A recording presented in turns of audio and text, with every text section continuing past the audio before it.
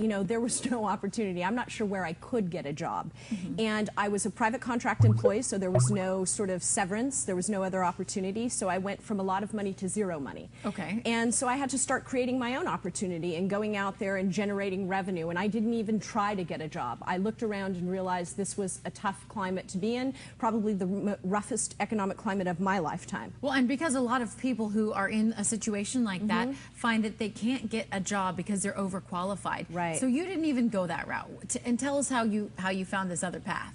Well, I started with deciding that I'd need to align myself with some powerful partners, and so I looked towards my community. I knocked on the door of the University of San Diego. I offered them the possibility of teaching a sales class and launching the Institute for Sales and Business Development, which we did and launched in 2010, and that was the beginning. They weren't offering a job. I went and created a job for myself, and I created an opportunity for myself, and that was the beginning of which I did many, many things like that. Wow. So what would you say? What kind of advice would you give to someone who's in a similar situation who wants to do something like that?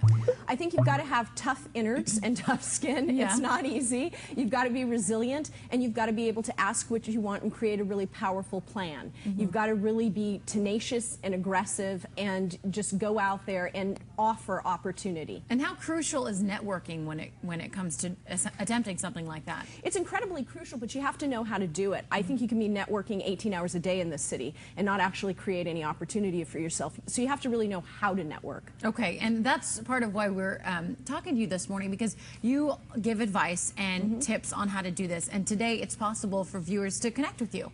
Absolutely. We're doing a webinar at 10 a.m. today, so they can go through your website and find me and go to my events, and they can register for that website for that webinar today at 10 o'clock. If for some reason they can't get on because we might max out, we'll send them a replay if they just register. Okay. What is the #1 question that you get asked when people say, I don't have a job, I want more money, please help me?